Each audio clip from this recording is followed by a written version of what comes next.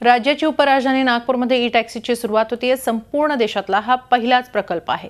कोणत्याही पेट्रोलियम पदार्थाचा इंधन म्हणून वापर न करता ही टॅक्सी चालणार आहे, त्यामुळे प्रदूषणमुक्त वाहनांकडे ही मोठी वाटचाल असणार आहे। ही कार विजेच्या माध्यमातून चार्ज होते। एकदा चार्ज झाली की ही गाडी साधारणतः 140 किलोमीटर पर्यंतचा प्रवास सहज करू शकते।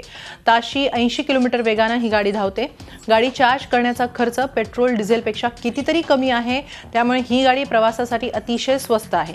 तसंच पेट्रोल डिझेलच्या माध्यमातून होणारं कार्बन डायऑक्साइड, कार्बन मोनॉक्साइड या विषारी वायूंचं उत्सर्जन यातून होत नाही, त्यामुळे ही गाडी पर्यावरणालाही उपयुक्त आहे। याची सुरुवात केंद्रीय दळणवळण मंत्री आणि नागपूरचे खासदार नितीन गडकरी यांच्या वाढदिवसानिमित्तानं होणार आहे।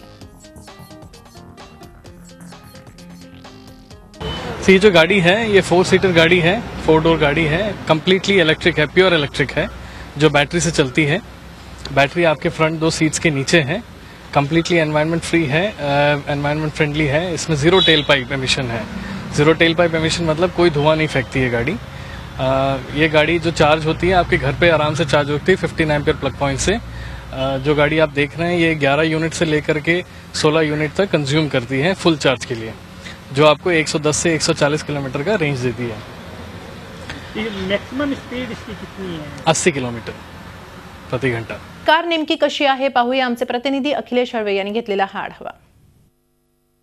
मी या क्षणीच्या गाडीत बसलोय। ही दिसायला जरी सर्वसामान्य गाडी असली तरी ह्याचं एक वैशिष्ट्य आहे, कारण ही आहे ई टॅक्सी, विजेवर चालणारी टॅक्सी। आणि देशातला हा पहिला प्रकल्प आहे जिथे अशा प्रकारची टॅक्सी सेवा नागपुरात सुरू झाली आहे।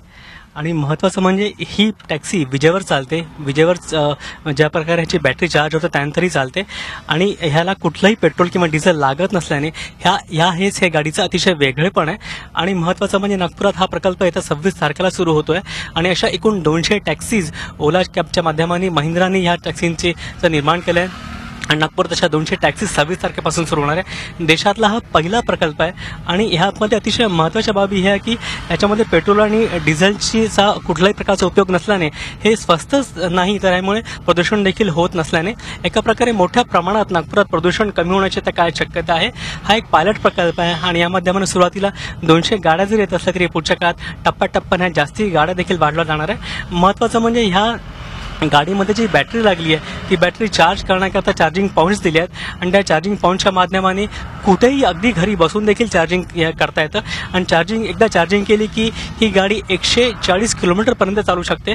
त्यामुळे एकूण आपण सर्वांकसाचा विचार केला तर फक्त आर्थिकदृष्ट्याच नाही तर बाकी सर्व दृष्ट्या प्रदूषण म्हणा किंवा सोयीच्या दृष्टीने अतिशय सोयीची आणि उपयुक्त अशी ही गाडी म्हणता येईल।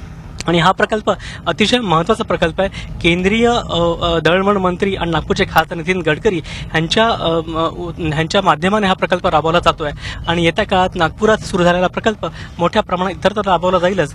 यासोबतच नागपुरात जे एकूण 200 गाड्या आहेत त्यांची संख्या देखील वाढवली जाणार आहे आणि महत्त्वाचं म्हणजे नागपूरकरांना एक नवा अनुभव येत्या काळात या माध्यमाने मिळणार आहे। व्हिडिओ जर्नलिस्ट मंगेश हस्तकसह अखिलेश हळवे, झी मीडिया, नागपूर। झी 24 तास रहा एक पाऊल पुढे।